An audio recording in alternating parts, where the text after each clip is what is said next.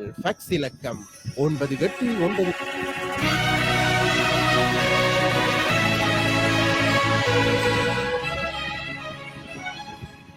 இவ்வாறு நீர் மற்றும் இவ்வாறு நீர் நிகழ்ச்சியில் உங்களை அன்புடன் சந்திப்பது ஜே சந்திரா. இவ்வாறு நேர் நிகழ்ச்சியில் இன்று கலந்து சிறப்பிக்கின்றார் வவுனியா பல்கலைக்கழக உபவேந்தர் கலாநிதி தம்பு மங்களேஸ்வரன் அவர்கள்.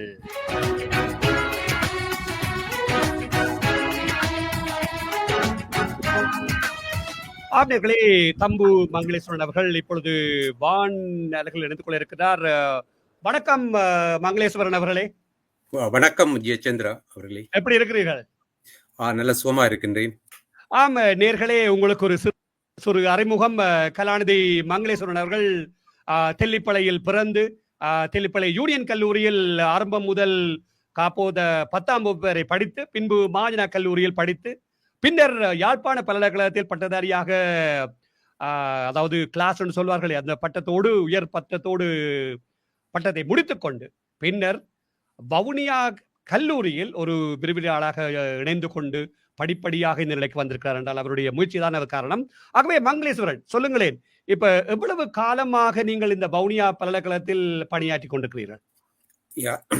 நான் 1999ஆம் ஆண்டு கால பகுதியில் வவுனியா வளாகத்தில் ஒரு தௌதிகாண்ட் விரிவுரையாளராக இணைந்தேன்.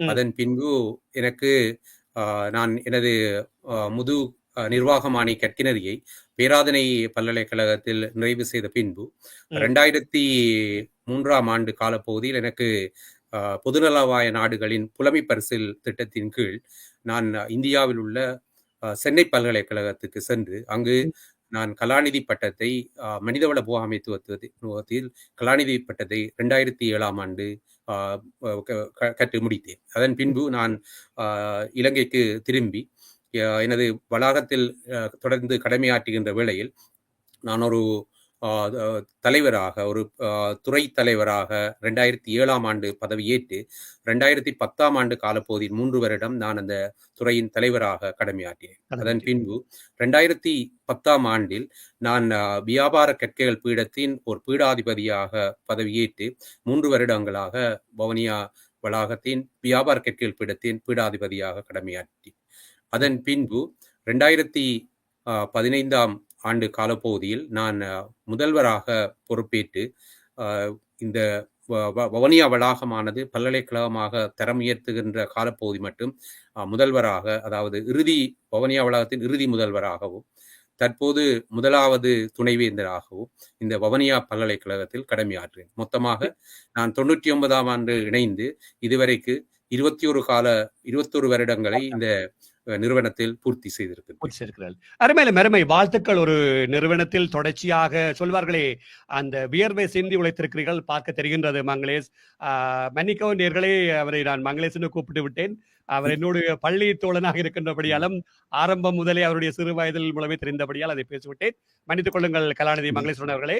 அடுத்து, அதாவது இந்த பல்கலைக்கழகம் ஆனது வவுனியா கல்லூரியாக இருக்கின்ற பொழுது அதை தரம் உயர்த்த வேண்டும் ஒன்று 2016 அன்னைக்கு நேர் ஒரு போராட்டம் உண்டு, அதாவது ஒரு அமைதி வழியான ஒரு போராட்டம் நடைபெற்றது. அதில் உங்களுடைய பங்களிப்பு ஆணித்தரமாக இருந்ததாக நாங்கள் புலம்பெயர்ந்த தேசத்திலிருந்து அறிந்திருந்தோம். அதை பற்றி சொல்லுங்களேன், என்ன நடந்தது, அது எப்ப ஏன் சாத்தியமானது, அதை பற்றி சொல்லுங்களேன். முதலில் 1991ஆம் ஆண்டில் இது ஒரு இணைந்த பல்கலைக்கழக கல்லூரியாக ஆரம்பிக்கப்பட்டு 97ஆம் ஆண்டில் ஒரு வவுனியா வளாகமாக தரம் உயர்த்தப்பட்டது. அந்த அதே காலப்பகுதியில் இணைந்த பல்கலைக்கழக கல்லூரிகளாக 9 மாகாணத்திலும் உருவாக்கப்பட்ட இணைந்த பல்கலைக்கழக கல்லூரிகள் பல்கலைக்கழகமாக தரம் உயர்த்தப்பட்டது. அதே வேளையில் வவுனியா வளாகமும் திருகோணமலை வளாகமாக நீண்ட காலம் இருந்தது. உண்மையில் இந்த வளாகத்தினை மென்மேலும் தரம் உயர்த்துவதற்காகவும் இந்த வளாகத்தின் ஊடாக இந்த பிரதேசத்துக்கும் இந்த மாகாணத்துக்கும் நாட்டிற்கும் அபிவிருத்தியை மேற்கொள்ள வேண்டும் என்ற கோரிக்கையானது ஒரு நீண்டகால கோரிக்கையாக இருந்தது. இந்த நீண்டகால கோரிக்கையை நாம் மேற்கொண்டு வருகின்ற வேளையில் பல்வேறுபட்ட சவால்கள் எங்களுக்கு இருந்தது. இதை பல்கலைக்கழகமாக தரம் உயர்த்துவதில் எம்மவர்களிடையே மற்ற எமக்கு ஆதரவை வழங்குபவர்களுக்கு இடையிலும் பல அல்லது மாற்று கருத்துக்கள், முரண்பாடுகள் கூட இருந்தது. உண்மையில் அந்த காலப்பகுதியில் இந்த மக்கள் எழுச்சியாகத்தான் அந்த ஊர்வலம் இருந்தோடு இதில் நான் நேரடியாக தலையிடவில்லை. இந்த மக்கள் இந்த நீண்ட 30 வருடமாக ஒரு வளாகமாக இருப்பதை ஒரு பல்கலைக்கழகமாக மாற்ற வேண்டும் என்ற நோக்கத்துடன் மக்கள் ஒரு எழுச்சியான ஊர்வலமாகத்தான் நான் அதை கருதுகின்றேன். அதில் நேரடியாக எனது அதாவது நான் இந்த கேள்வியை கேட்கணும் என்றால் அது உண்மை தெரிந்தாகணும் என்ற வகையில் தான் இந்த கேள்வியை கேட்டிருந்தேன். இப்போ ஒரு பல்கலைக்கழகம் என்று ஒரு முதல் உங்களுக்கு ஞாபகம் இருக்கும், நீங்கள் இணைந்து காலப்பகுதியில் வவுனியாவை சேர்ந்த மக்களுக்கு எல்லாமே தெரிந்திருக்கும். ஒரு பல இடங்களில் குருமன் காட்டில் ஒரு பகுதி, ரயில் நிலையத்துக்கு முன்னால் ஒரு பகுதி, பின்னர் பூந்தோட்டத்தில் ஒரு பகுதியாக இந்த பல்கலைக்கழக கல்லூரிகள் ஆரம்ப காலகட்டத்தில் யாழ்ப்பாண பல்கலைக்கழகத்துக்கு கீழே ஒரு கல்லூரியாக இருந்தது. பின்னர் இப்படி பல பீடங்கள் வந்து இவ்வளவு இன்றைக்கு ஒரு பல்கலைக்கழகமாக வந்திருக்கிறது. இப்ப சொல்லுங்களேன், இப்ப இந்த பல்கலைக்கழகமாக வருகின்ற பொழுது அதுக்கான ஆளணிகள் அல்லது அதுக்கான வசதிகள் எல்லாம் உங்களுடைய பல்கலைக்கழகத்தில் இருக்கின்றதா, அல்லது இதை எப்படி நீங்கள் சமாளிக்க போறீர்கள்? ஒரு பல்கலைக்கழகம் என்றால் சொல்ற யாழ்ப்பாணமோ அல்லது கொழும்போ அல்லது பேராதனை பல்கலைக்கழகம் எடுத்துக்கொண்டால் வசதிகள் அல்லது ஆளணி அல்லது அதுக்கான பௌதிக வளங்கள் எல்லாம் கூடுதலாக தேவைப்படும். அதை நீங்க எப்படி பாக்குறீங்கள்? அதை வெற்றி கொள்ள எப்படி செய்ய போறீங்க? அதை பற்றி சொல்லுங்களேன். நான் நினைக்கிறேன் நீங்கள் உண்மையில் வவுனியா வளாகத்தின் வரலாறை தெரிந்து கொண்டு குறிப்பிட்டது போல இருக்கின்றது. உண்மையில் மகிழ்ச்சியுடையதாக இருக்கின்றது. இதில் வவுனியா இணைந்த பல்கலைக்கழக கல்லூரி, வடமாகாண இணைந்த பல்கலைக்கழகை ஆரம்பிக்கிற வேளையில் முன்னாள் ராஜாங்க அமைச்சராக இருந்த திருமதி புலேந்திரன் அவர்களது வீட்டில்தான் இந்த வவுனியா இணைந்த பல்கலைக்கழக கல்லூரி இந்த புகையிரத நிலையத்துக்கு முன்பு ஆரம்பிக்கப்பட்டது. அதன் பின்பு பல்வேறுபட்ட இடங்களில் நகரத்தில் வாடகைக்கு அமர்த்தப்பட்ட கட்டடங்களிலும் அரசாங்கத்தின் கட்டடங்களிலும் தான் நடைபெற்று கொண்டிருந்தது. 2011ஆம் ஆண்டு அளவில் நான் வியாபார கற்கைகள் பீடத்தின் பீடாதிபதியாக பொறுப்பேற்ற பின்பு எமது வளாகம் வவுனியாவின் நகரத்துக்குள் இருந்தது. உண்மையில் அந்த இடம் பற்றாக்குறையாக இருந்தது. எதிர்காலத்தில் இது ஒரு தரமுயர்த்தி ஒரு பல்கலைக்கழகமாக வர வேண்டும் என்றால் அந்த இடத்திலிருந்து நாங்கள் பல்கலைக்கழகத்தை அந்த கோரிக்கையை முன்வைக்க இயலாத என்ற மனதில் கருத்தில் கொண்டு நான் அந்த பீடத்தை எமது நிரந்தரமான இடமான பம்பைமடு என்ற இடத்தில் நமக்கு 195 ஏக்கர் நிலப்பரப்பு இருக்கின்றது. அந்த நிலப்பரப்புக்கு 2011ஆம் ஆண்டு ஆகஸ்ட் 1ஆம் தேதி அன்று நான் இந்த நிரந்தரமான இடத்துக்கு நான் அந்த வளாகத்தை இடத்து மாற்றினேன். அந்த காலப்பகுதியில் பல்வேறுபட்ட சவால்கள் இருந்தது. ஆனால் நாங்கள் அங்கு போனது, அந்த இடத்துக்கு நாங்கள் அதை கொண்டு போனதன் ஊடாக நாம் அந்த வளாகத்தை பல்கலைக்கழகமாக மாற்றுவதற்கான ஒரு வாய்ப்பும் ஒன்று கிடைத்திருக்கு. மேலும் நீங்கள் சொன்ன மாதிரி வசதி வாய்ப்புகளை பொறுத்தளவில் ஒரு பல்கலைக்கழகத்துக்கு பொருத்தமான வளங்கள் இருக்கின்றதா என்று சொல்கின்ற வேளையில் அடிப்படை வசதிகள் நம்மிடம் இருக்கின்றன. கிட்டத்தட்ட நாம் 30 வருட காலம் 91ஆம் ஆண்டு நவம்பர் 20 நாம் ஆரம்பிக்கப்பட்ட இந்த இணைந்த பல்கலைக்கழகம் தற்போது 2021ஆம் ஆண்டு 30 வருட காலத்தை நாங்கள் கிட்டத்தட்ட அடைந்திருக்கின்றோம். இந்த 30 வருட கால பகுதியில் நாம் சரியான ஒழுங்கமைப்பு, கட்டுக்கோப்பு, முறைமைகள் திறமையாகத்தான் இருக்கின்றது. ஆனால் இந்த கட்டுமான வசதிகள் அல்லது எடுத்து பார்க்கின்ற வேளையில் ஒரு குறைந்த அளவில் தான் இருக்கின்றது. நாங்கள் உண்மையில் ஒரு பல்கலைக்கழகமான அந்த தரத்துக்கு உயர்த்துவதற்காக இந்த வசதி வாய்ப்புகளை பெற்றுக்கொள்வதற்கான முன்மொழிவுகளை ஏற்கனவே அரசாங்கத்துக்கு 10 வருடத்துக்கான முன்மொழிவை கொடுத்திருக்கின்றோம். அதில் அரசாங்கம் இந்த பல்கலைக்கழகமா தரம் உயர்த்தி இதன் ஊடாக உடனடியாக சில நிர்மாண பணிகளை மேற்கொள்வதற்கான நிதியை அரசாங்க வரவு செலவு திட்டத்தில் நிச்சயமாக தருவதாக இருக்கின்றது.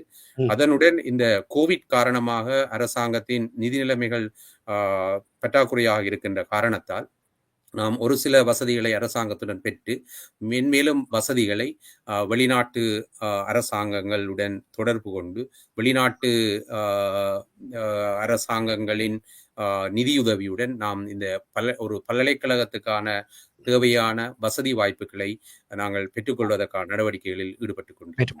நல்ல விஷயம். இப்ப மங்களேஸ்வரன் அவர்களே, அதாவது இந்த பல்கலைக்கழகம் ஆகஸ்ட் மாதம் 11ஆம் தேதி உத்தியோகபூர்வமாக ஆரம்பிக்கப்பட இருந்தது. இலங்கையில் இருக்கின்ற கோவிட் தொற்று காரணமாக இது பிற்போடப்பட்டிருப்பதாக செய்திகளை அறிந்து கொண்டோம். ஏற்கனவே பல்கலைக்கழகமாக ஆரம்பமாகி நீங்கள் இப்பொழுது துணைவேந்தராக பதவியேற்று நடந்து கொண்டிருக்கிறது. உத்தியோகபூர்வமாக எப்பொழுது இது சம்பிரதாய சம்பவம் அல்லது ஏதாவது நடக்குமா, அல்லது இந்த கோவிட் தொற்று நீங்கின அப்புறம் தான் நடக்குமா? உண்மையில் இந்த வவுனியா பல்கலைக்கழகமானது ஜூன் மாதம் 8ஆம் தேதி அரச வர்த்தமானி ஊடாக பிரசுரிக்கப்பட்டது. அது அதன் நடவடிக்கைகள் ஆகஸ்ட் 1ஆம் தேதியிலிருந்து ஆரம்பிப்பதாக அந்த அரச வர்த்தமானியில் குறிப்பிடப்பட்டது. அதன் பிரகாரம் நாம் அனைத்து செயற்பாடுகளையும் ஆகஸ்ட் 1ஆம் தேதியிலிருந்து ஆரம்பித்திருக்கின்றோம். அதே வேளையில் இலங்கையின் அதிமீதகு ஜனாதிபதி கோத்தபாய ராஜபக்ச அவர்கள் ஆகஸ்ட் மாதம் 11ஆம் தேதி வவுனியா பல்கலைக்கழகத்துக்கு நேரடியாக விஜயம் செய்து இந்த பல்கலைக்கழகத்தை அங்குரார்ப்பணம் செய்வதாக திட்டமிடப்பட்டிருந்தது. இந்த கொரோனா வைரஸின் தீவிரத்தன்மை காரணமாக அந்நிகழ்வு ஆனது தற்காலிகமாக பிற்போடப்பட்டிருக்கின்றது. அதை அவர்கள் செப்டம்பர் மாதம் நடுப்பகுதியில் வருவதாக தீர்மானித்திருக்கிறார். ஆனால் தற்போதைய நிலைமையை இலங்கையில் பார்க்கின்ற வேளையில் அதுவும் பாரிய அளவில் சாத்தியமில்லை. நாங்கள் எதிர்பார்க்கின்றோம் இந்த கோவிட் ஒரு சாதாரண ஒரு சூழ்நிலை வருகின்ற வேளையில் நிச்சயமாக அவர் வந்து அங்குரார்ப்பணம் செய்வார். அது ஒரு நிகழ்வு, அங்குரார்ப்பண நிகழ்வு. சட்ட ரீதியாக நாம் ஆகஸ்ட் மாதம் 1ஆம் தேதியிலிருந்து செயற்பாட்டை மேற்கொண்டிருக்கின்றோம். இப்பொழுது நீங்கள் இவ்வளவு காலமும் யாழ்ப்பாண பல்கலைக்கழகத்தினுடைய ஒரு அலகாக அல்லது ஒரு வளாகமாக இருந்தீர்கள். இப்பொழுது பல்கலைக்கழகமாக வந்திருக்கின்றபடியால் உங்களுக்கு ஒரு பதிவாளர் அல்லது உதவி பதிவாளர்கள் அல்லது நலச்சேவைகள் பல துறைகள் எல்லாம் இருக்குந்தானே யாழ்ப்பாண பல்கலைக்கழகத்தில் இருப்பது போல. அப்படியான நியமனங்கள் எல்லாம் வழங்கப்பட்டு விட்டதா அல்லது இப்பொழுதுதான் மந்தகதியில் போய்கொண்டிருக்கிறதா? ஏற்கனவே நாம் ஒரு இந்த வவுனியா வளாகம் என்பது யாழ்ப்பாண பல்கலைக்கழகத்தின் ஒரு வளாகமாக இருக்கின்ற வேளையிலே நாம் அதற்கான அடிப்படை வசதிகளை ஏற்கனவே செய்து ஒரு பல்கலைக்கழக அந்தஸ்திலே நாம் நடத்தி கொண்டிருந்தோம். இருந்தும் ஒரு சில காடர் என்று சொல்லுகின்ற அதை நாம் தேவையான ஒரு பல்கலைக்கழகத்துக்கு தேவையான ஒரு சில காடர்களை நாம் பெற்றுக்கொள்ள முடியாமல் இருந்தது.